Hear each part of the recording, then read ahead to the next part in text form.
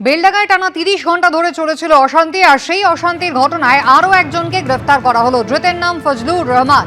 ধৃতের বিরুদ্ধে অশান্তির নেপথ্যে প্ররোচনারও অভিযোগ উঠেছে। গত শুক্র এবং শনিবার এই দুদিন ধরে টানা ৩০ ঘন্টা বেলডাঙ্গায় অশান্তি ঘটেছে। আর সেই অশান্তির ঘটনায় একের পর এক গ্রেফতার অন্তত ৩০ জনকে পুলিশ আগেই গ্রেফতার করেছিল, আর এবার আরও একজনকে গ্রেফতার করা হলো। ধৃতের নাম ফজলুর রহমান। ধৃতের বিরুদ্ধে অশান্তির নেপথ্যে প্ররোচনা দেওয়ারও অভিযোগ উঠেছে। পার্থপ্রতিম ঘোষ আমাদের প্রতিনিধি রয়েছেন আমাদের সঙ্গে। পার্থ, যাকে গ্রেফতার করা হলো তার বিরুদ্ধে ঠিক কি অভিযোগ পুলিশের?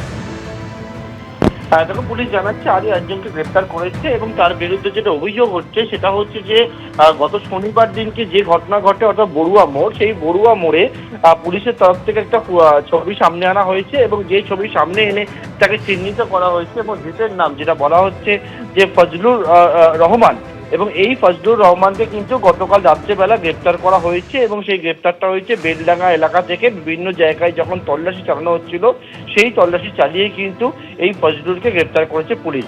পুলিশ জানাচ্ছে এর বিরুদ্ধে যেটা হচ্ছে যে সম্পত্তি নষ্ট অর্থাৎ বিভিন্ন জায়গায় ভাঙচুর করছিলেন এই ফজলুর রহমান।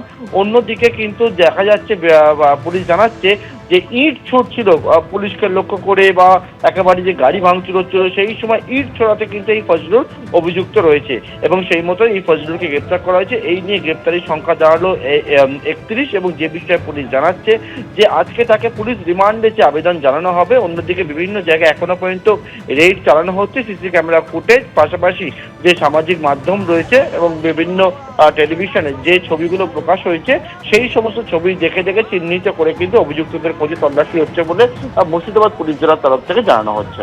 পার্থ, ধন্যবাদ। বেলডাঙ্গায় টানা ৩০ ঘন্টা ধরে অশান্তি চলেছিল, আপনারা দেখেছিলেন, এবং সেখানে ১২ নম্বর জাতীয় সড়ক দুদিন ধরে টানা সেখানে অবরোধ করা হয়েছিল, আগুন জ্বালিয়ে বিক্ষোভ দেখানো হয়েছিল, ভাঙচুর চলেছিল, রাস্তাঘাট অবরুদ্ধ ছিল, এমনকি ট্রেন পর্যন্ত অবরোধ করা হয়েছিল।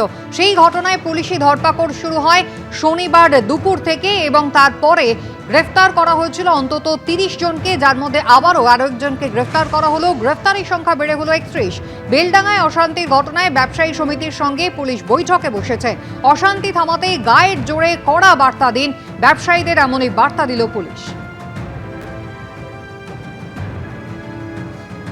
বড়ুয়া প্রতিরোধী দল আরজি পার্টির পক্ষ থেকে প্রশাসনের সঙ্গে একটা আলোচনা করি, যে আলোচনা হলো কোনো রকম কোনো সমস্যা বেলডাঙ্গায় এখন নেই।